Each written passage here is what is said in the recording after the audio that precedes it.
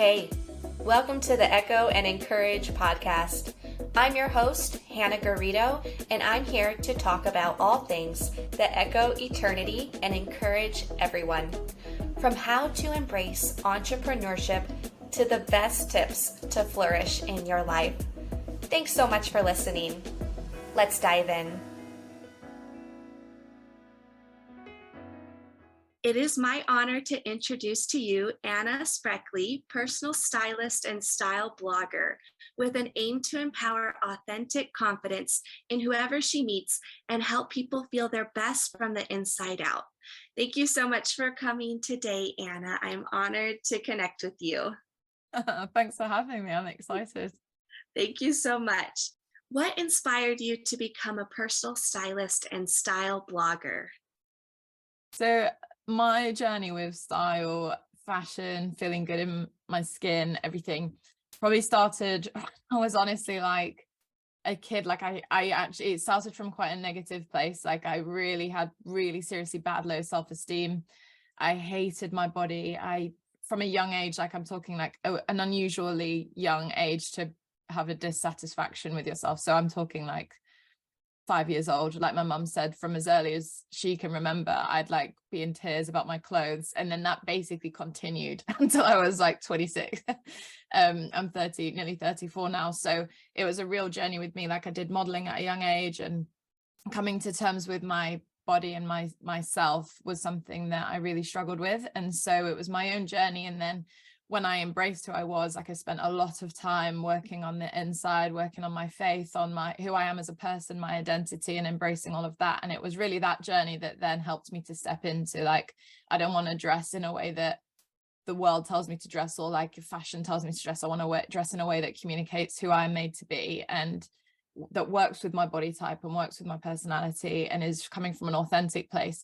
So I did that journey just on my own as a person, and then I realized how much it changed my life. So then I wanted to help others with them. So I mean, I've always been interested in style and fabrics and color, but to make that then a profession was just a journey that I went on, because I never, just not on my watch, I don't want anyone else to feel the way that I've felt.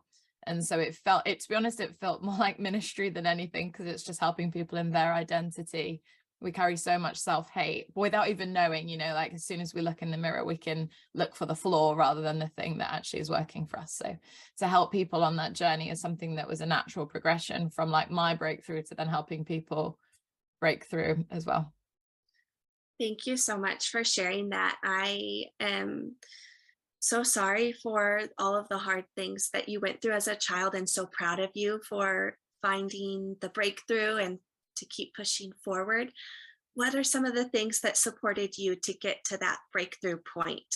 I think perseverance was a huge thing. Like I don't know, like our culture now is very quick to cancel ourselves, like it's just so easy. And so for me, like perseverance was something that I was just like, I've just got to, if it's not good, it's not the end. And like for me, it was a real like realignment with who I am as a woman, who I am made to be, regardless of what my circumstance says. So it was like I would just say it was perseverance and that. And for sure, like if something, it's not, we shouldn't, like our natural response when we view ourselves, the natural response like shouldn't be something that's negative, but it has become that, like we are as women as well, like we are so quick to be like that. So I came through by perseverance, by like stopping, practically speaking, like stopping following stuff on Instagram that wasn't going to do me any favors, or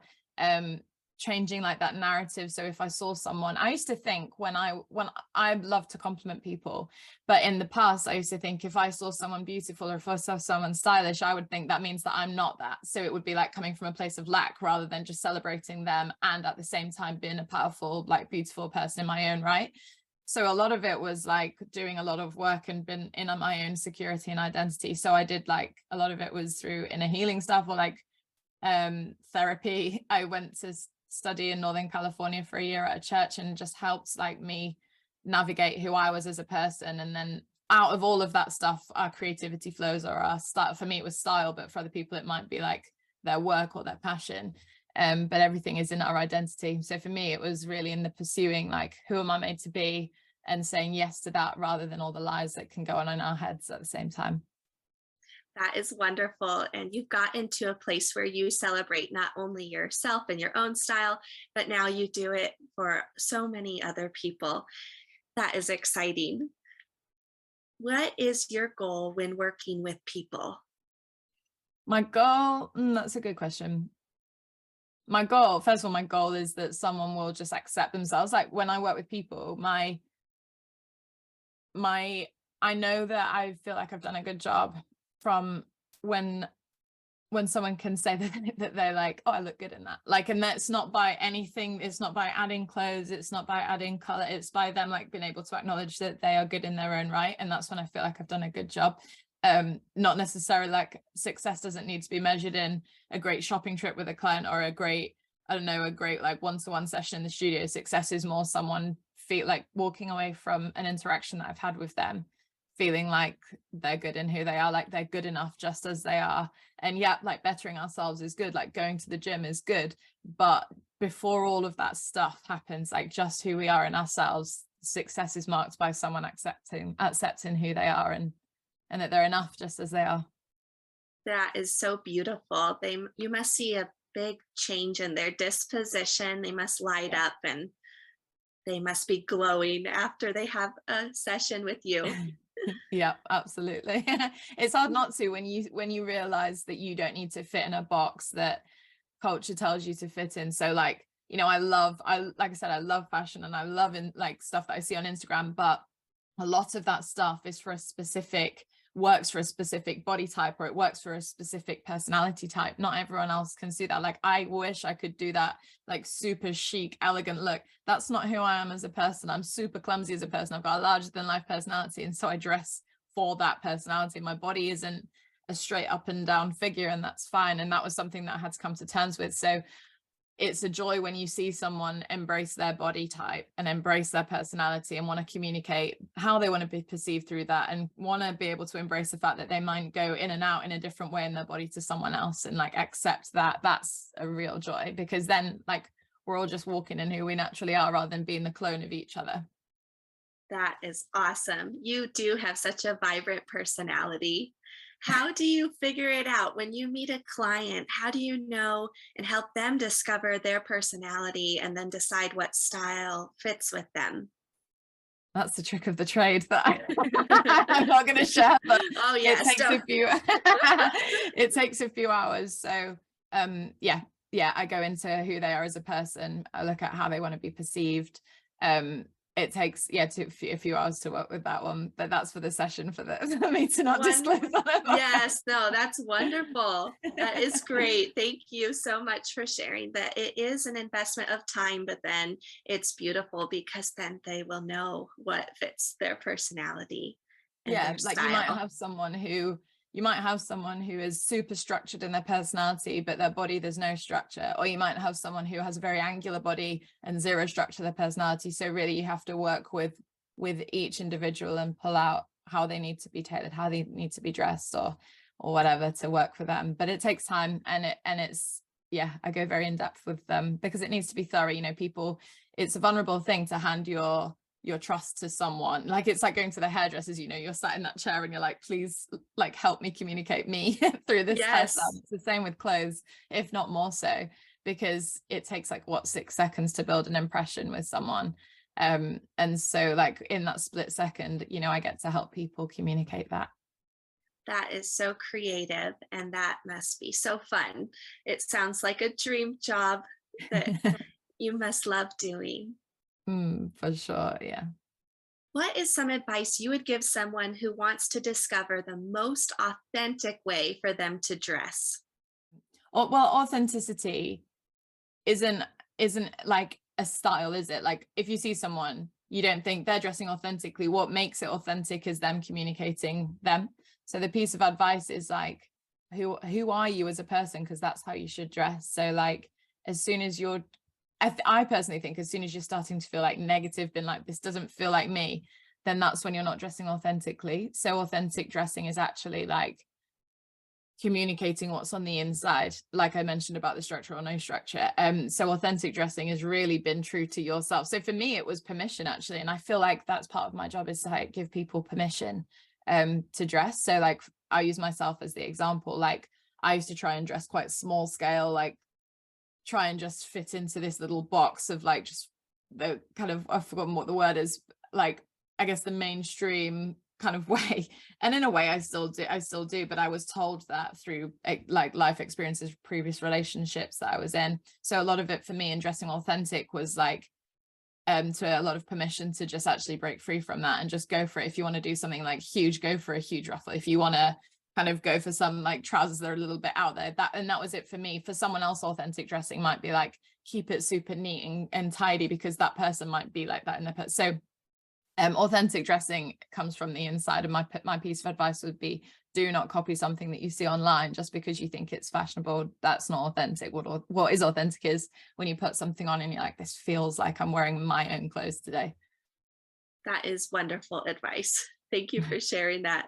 How does style benefit someone's life? I glanced over your questions yesterday. So I was like super busy yesterday, so I like glanced over, I haven't processed them yet. How does style benefit someone's life? It's not like,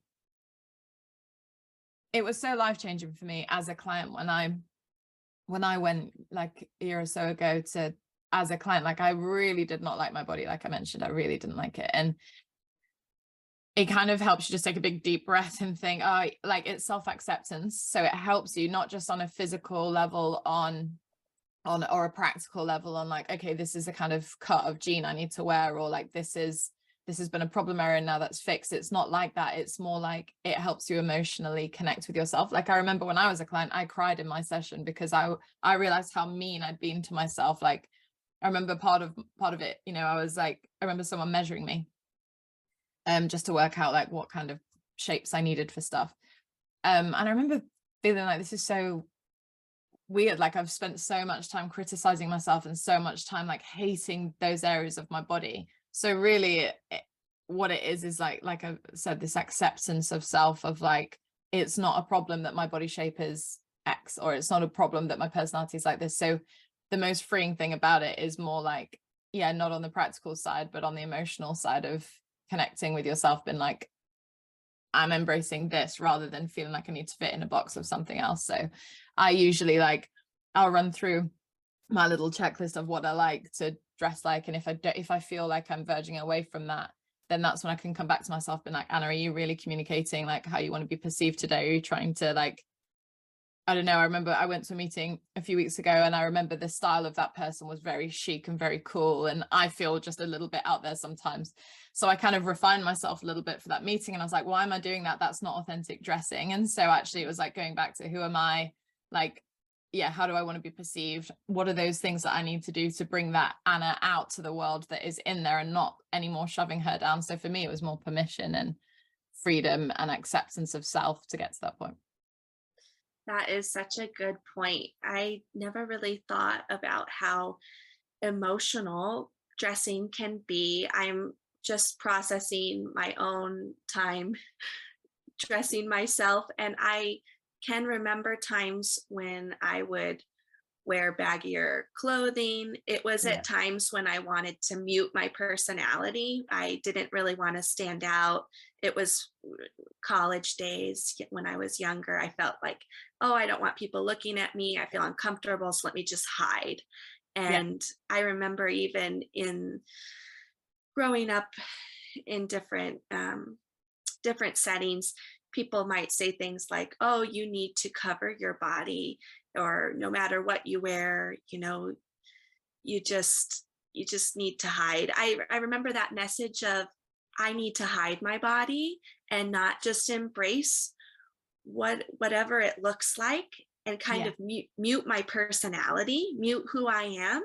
And it didn't make sense. And so I do remember going back and asking myself, you know, where is that coming from? Is that from somebody's unhealthy belief that might stem from other things? Do I want to accept that or not? And I've let go of it over time, but I never really thought deeply about it. Emotional dressing is a huge thing. Like think about it. I still do it now. If you've had a bad day, what do? You get your sweats back on, you put your big hoodie on, your big and there's nothing wrong with that. I still do that now. But what I would ask is, are you doing it because you want to hide? You don't want to be seen. You're feeling rubbish about yourself and you're physically responding to how you're feeling on the inside, because that's when we have the choice to be like, no, like I'm going to be myself regardless of how I'm feeling, or regardless of the situation, regardless of what my body is like. Yeah, it's so true. Or even just looking at celebrity culture and even thinking like, well, Hailey Bieber does this cool little slick back oversized thing, why don't I dress like her? And actually that's still not authentic dressing. Like, we can be authentic to our emotions for sure. If you're having a rubbish day, get the hoodie out, get the big t-shirt out. But that's also where you have a choice of being like, am I going to let this thing define me or not? Like, am I going to come under that, or am I going to be me regardless, in spite of this situation? Yes, that is so good. Preach. Woo. Yeah. Someone get me what if my microphone worked? Yes. I came across your testimony online and how it relates to the Bible in John chapter 4, and wanted to ask you if you would please share with us a bit about your testimony about discovering Jesus's love and acceptance. Yeah, I grew up in church, and then really didn't like, I never really felt good, and like I just not even good enough for God or good enough church. It wasn't really like that. I just never felt good enough, period, end of, like for anything, for my family, my friends, guys, whatever. And then when I was 11, I went to a huge Christian festival here in the UK and gave my life to Jesus, and like filled with the Holy Spirit, and then walked away from it big time in my teens. You know, like that's such a significant period, like 11 to 18 years old. And just was so desperate, like beyond desperate for affection. And I don't even know where that came from, because my parents are very loving. It was more like I physically could not even get my head around what being confident would look like. Like I used to look at confident people, or like self-assured people, and I'd be like, where did they get that from? I don't have it. And really it was like coming into my faith that I got that. So like went through a bit of a rocky time in my teens, nothing too bad, like nothing too deep. I just couldn't connect with myself, my parents, faith, anything. I kind of walked away from it. And then really it was like a journey of self-discovery. So my 20s were chaotic. Like, even though I was kind of in church, kind of not, I was married to someone else at the time. And it was just not a healthy relationship from the get-go. Like, you know, I was like, there are three sides of the truth. There's like my version, your version, and there's the truth. And so there's always three stories going on. And the truth is there were two really broken people in a relationship and probably didn't choose each other very well. And so we were married, and a lot happened in that time of like pre-marriage. Like I was all over the place with my identity, and I would not accept my body, and that was quite a toxic relationship for me because of what he told me about my body and things like that. And when we divorced, I was like, you know, total breaking point, like had nothing, you know, apart from the church coming at me, being like, some people from the church anyway, been like, God hates divorce, and then feeling all that shame whilst also feeling all the shame within the marriage. And I was just really, really broken, not in a good way. Like in the UK, we have something called the Samaritans. Don't know if you have it in the US, but it's like a helpline where you call them up and you if you're pretty depressed, or you want to end your life, or you're not in a good way. And I called them up, and I was just not happy at all. And I remember like feeling this thing, been like, someone's going to pay for you to spend some time at Bethel, California. And I didn't even know what that was. I did not know what the Bethel church was. I had no idea. So, and I didn't want Christians around me at that point. So I was just like, I don't want to be around Christians, but it's a church, so kind of ignore it. So I didn't tell anybody about this. And I was driving down to do this Christian festival that I was working at.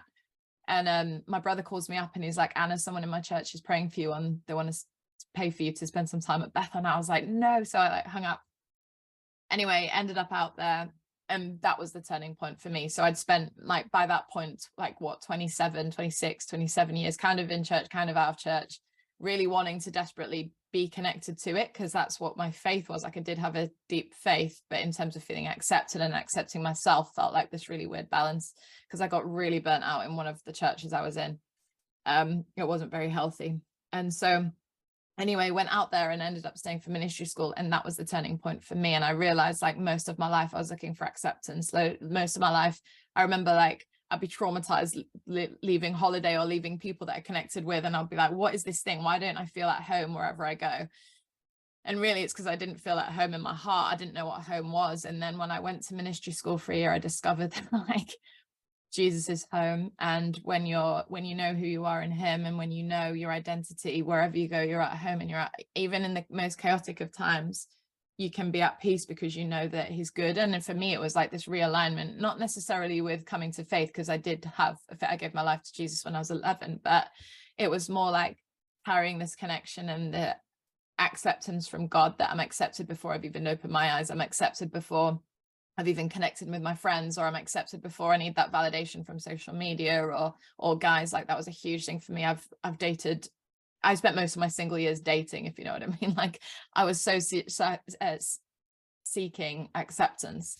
And so in my year where I spent time in America, it was just like knowing that I'm loved and I'm accepted just as I am, and getting that like deep inside of me, which is where this whole thing comes from with now my job, because I get to communicate that, not necessarily in a faith-based way, but I get to help people accept what they physically see. Might not be what they spiritually see yet, but so for me it was that kind of journey of accepting self. And I always felt like the woman at the well. Like I always felt like I was carrying this like jar of like my need, at the time, like the woman at the well is carrying this jar. She thinks her need is water, and she has this interaction. She doesn't even realize who she's speaking to at the time, and he just loves on her and just tells her like what she's worth. And that was like me. I was carrying this, what was my jar, and I interacted with Jesus and realized my version of Jesus was very different to the true version of Jesus, who is just loving, just regardless. And realized that the story of the woman at the well, she drops the jar and she goes and tells people about who he is. And that's what it felt like for me. Like when I interacted with Jesus, I dropped that thing that I was carrying, which was acceptance, and really received his acceptance for me. And then that's when I got to walk in that, and that was the real turning point for me in my story. And then I carried that. It's like you carry identity when you receive it, like you carry it. And so then moving forward from that, it changed the relationships I was in, because I was in relationships from a place of acceptance, and it changed my relationship with myself. I still have those days where I feel really low about my body, or feel really low about who I am, because I'm a human. But then now I have the difference of, no, Anna, you know who you're accepted by. And that like well moment, like we all have those well moments where we interact with Jesus and he's kind to us. And it's just going back to that place where like you can drop that need and just receive his love. Amen. Oh, I am crying tears of joy listening to you talk about your testimony. And I just know it's impacting not only me, but our listeners. Wow, I wasn't expecting to have a bunch of tears. Good thing I've got. I thought it was your contact lens. At first my contact was acting up today, but this is my heart really touched. And I'm so glad that you called. Was it called the Samaritan line or Good Samaritan line? The Samaritans, yeah. Samaritans. Here in the US, we've got we've got different things. So we've got a line to call if there's domestic abuse and intimate partner abuse, whether it's physical, emotional, psychological. There's also the hotline to call for depression as well, which there are these resources. I wanted to ask you, now that you've fully accepted and embraced Jesus's acceptance for you, do you have more compassion for yourself, looking back at all the different things you went through looking at your identity and the divorce? Do you have more compassion for that woman? Yeah, for sure. I remember I am in a relationship I was in. I mean, it was like I said, I would do, name it, I would do that for anything for that relationship. Like I was so desperate to be accepted, and one of those things was plastic surgery. They were quite keen for me to get plastic surgery, and so I did. And a few years later I had an issue with it after we divorced, and I went down to the surgery in London and said, I'm having this issue, can I have a look? And they showed me the pictures of before, and they said, can we just check, is this you, kind of thing. And I was so thin in those images, and at the time I was told my body wasn't great by this person, and I just like burst into tears when I left. I felt so upset, and I just wanted to go back 10 years or whatever, and just hug that person and just tell her that she's so like beautiful and I'm so proud of her, like she's so strong. And it when I interact with that, like now I feel a bit emotional even talking about it. I've got a lot of self-compassion for the Anna of a decade ago, or even like 10 years ago. Well, that is a decade, like 20 years ago, because she just didn't love herself and she just needed a friend, and she didn't know that she was worthy of reaching out for friendship. So yeah, I've got a lot of self-compassion. I'm still horrible to myself. I still have days, because I'm a human, where I'm like, I don't say positive things about myself. I'm not perfect, to say the least. But in that moment, me and my husband challenge each other, and we're like, well, what do you need to tell yourself? Say 3 good things about yourself right now. And so we'll practice that self-compassion with each other. Or we'll say, like, what are the lies that you're believing about yourself right now? Because you don't even want to accept that that's a thought that you want to be in alignment with. It's like that is a lie. It's not a truth. So you need to like counteract it now with truth. So we're more proactive with it, and I'm more proactive with self-compassion. I didn't even know what self-compassion was like 20 years ago. But yeah, self-compassion is so important, because I'm a hypocrite, because I think it was like 2 days ago I was like, I look horrible. But when like we are made fearfully and wonderfully, and like that, I once looked into that because I was like, what does that even mean? Because it sounds actually quite scary.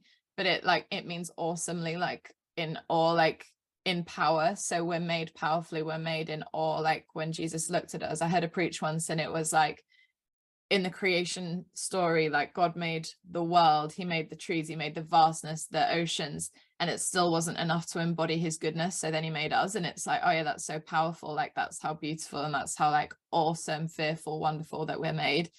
And so actually like self-compassion comes back to that of like, this design isn't even my work. So to criticize it is criticizing the artist, and the artist is the one that I love, and the artist is the one who loves me. So I can't really criticize it. It's not my job.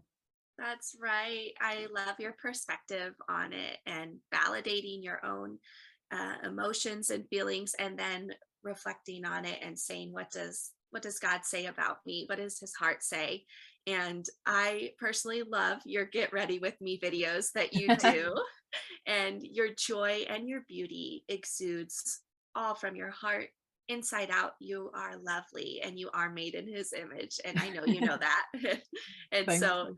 thank you for sharing your beauty with the world. And even at times when, I know as women and men struggle too at times with body image, it can be hard to put ourselves out there, but you document so well your style and your story, and you bring other people into it, which makes it really fun. Oh, thank you. It looks to me that God has fully restored your marriage with bringing a healthy, loving husband into your life that is so ready to honor you and to be there for you and support you on this identity journey. So before, it looks like you were in what I would say an emotionally abusive relationship, because for someone to hurt you with their words and to act anything out of love, the Bible says, husbands, love your wives and to not have harsh words. And now God's restored you with a man that honors the covenant. And so Yeah. I just want to celebrate that. And Yeah. I'm so excited for you with that and your example. You are a role model to so Oh, many people, because still in the church, like you said, there is some judgment on divorce, but it's not biblical. When there's covenant breaking behavior, as Patrick Weaver says, that is outside of the covenant. And so I'm just so happy for you that you are flourishing as you accept your identity in Christ, and yeah, your husband supports you. So thank you for yeah. sharing a bit Oh about yeah, your he's amazing. story. And I remember loads and loads of people would come up to me when they prayed for me or whatever, and they'd be like, God's really going to restore, you hear all the Bible verses and like, it's really going to restore the years that the locusts have eaten and all of that. And I'd be like, yeah, whatever, it's not going to happen for me. But I remember then someone saying, like, when he restores, he doesn't just do it, he restores to perfection. And so like, it's amazing because I thought I was too far past that. Like, you know, I've made so many mistakes. It wasn't just my ex-husband who was in the wrong. Like, I've made mistakes for sure.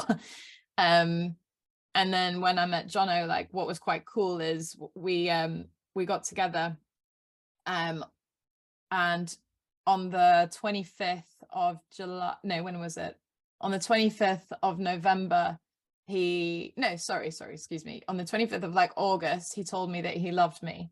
On the 25th of November, he proposed to me, and on the 25th of March, we got married. And I was like, that's really interesting, because that was all by accident. So like that was all like by accident, like random. So I Googled it, and I was like looking into like the significance of like the biblical, like what could be behind that.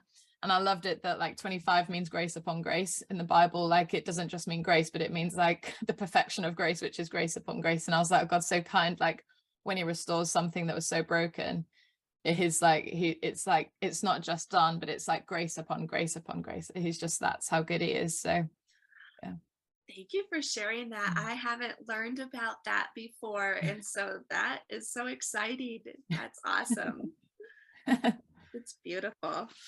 Since you've had this beautiful encounter with truly embracing Jesus's love and acceptance for you, how has this influenced you as a woman and an entrepreneur? Firstly, as a woman, it's actually embracing that very thing. Like, you're a daughter, you're a woman, we have responsibility to be everything that we were made to be as a female. And I think that's a powerful thing. Like, I love being a woman. I love all of those things that's involved with that, as emotional as we get, like our physical stuff that we have to deal with, like that all goes back to identity. And so as God's restored all of those things within me, it's like the enemy hates beauty. Like, the enemy hates beauty. And as women, we can be so quick to criticize. And I, like, you know, that what that feels like. And since accepting Jesus's love for me, that means accepting the truth, because love is true. Like, truth is love, and love is truth. And so when you accept love, and when you accept restoration from Jesus, and he does that work in you, it's accepting then the truth about who you are. So it's changed me as a woman, because it's accepting that I'm beautiful regardless of the internal narrative, regardless of my own opinion of myself. It's been like those two things can be like true. Your feelings can be true as well as the actual truth can be true. And like, so for me, it's like, if you accept his love, you accept that you are loved and you are lovable, and that who you are is enough. And so it's changed like that. And it's changed the truth as well, of knowing, the more I know that I'm loved. I said this morning to my husband.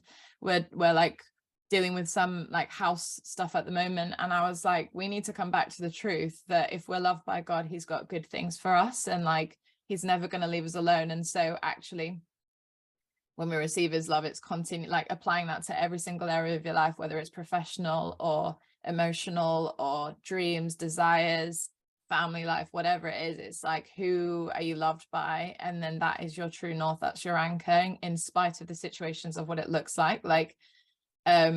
So it's always going back to that. So if you've accepted that you're loved, it's always reminding yourself, like, in the situation with your family, you're loved. In the situation of, whatever, like as the Bible says in Proverbs, in his heart a man plans his course, but the Lord determines his steps. So it's knowing, like, I'm loved, so I'm not alone, and I don't have to strive, and I can just sit knowing that I'm going to be okay because I'm loved. I'm a loved one.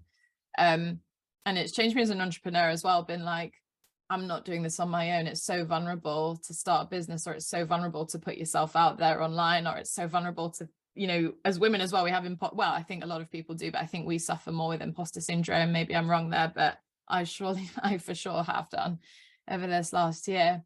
And so it's then going back to your identity as well, been like, well, it's the same as what I said about being a woman, but as an entrepreneur, it's like, he's not going to let me fail. And if I do, then that means there's something better, and everything is mindset. Like, I'm not alone anymore. So all those years in my 20s, in my teens, in my young years, where I felt so lonely in my heart, it's going back and like, well, I've accepted Jesus, so I'm never alone. So in this business venture, I'm never alone. And it's not been easy. starting a business is not easy.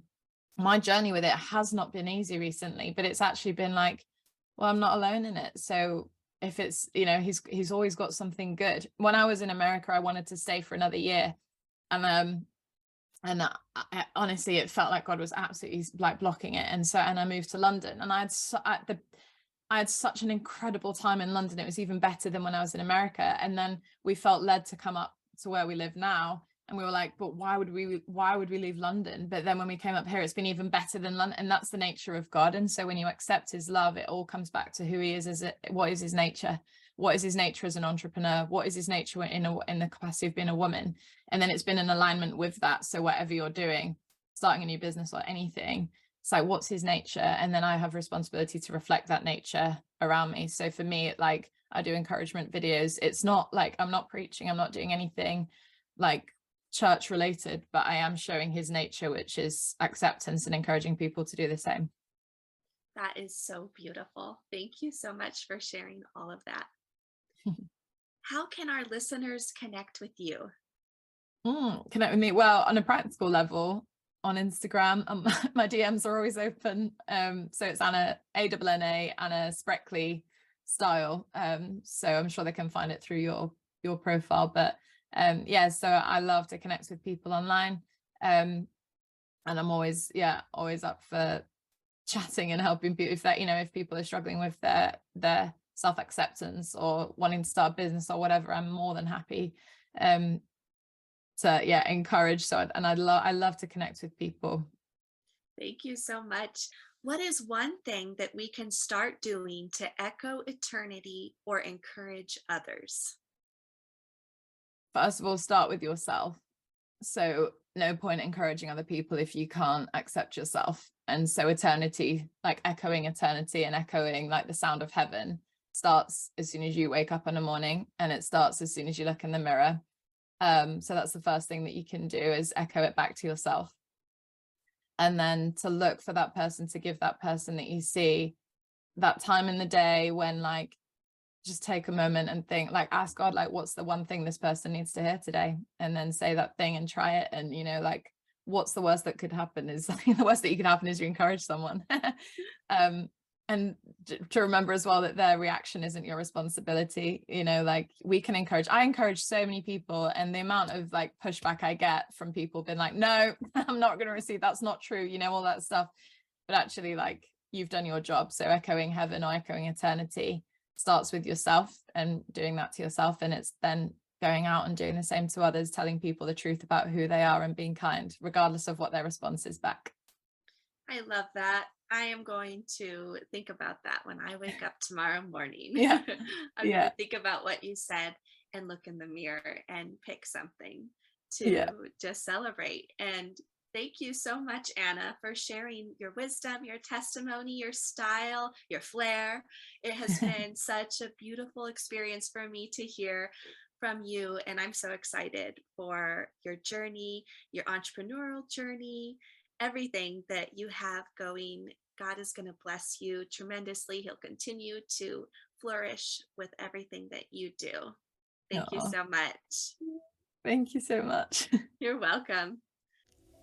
Thanks so much for listening. I hope you enjoyed that episode as much as I did. If you liked it, and if you enjoy the show in general, please take a moment to rate, review, and subscribe. If you want to see more about each episode, head over to the Echo and Encourage podcast on Instagram or Echo and Encourage on YouTube.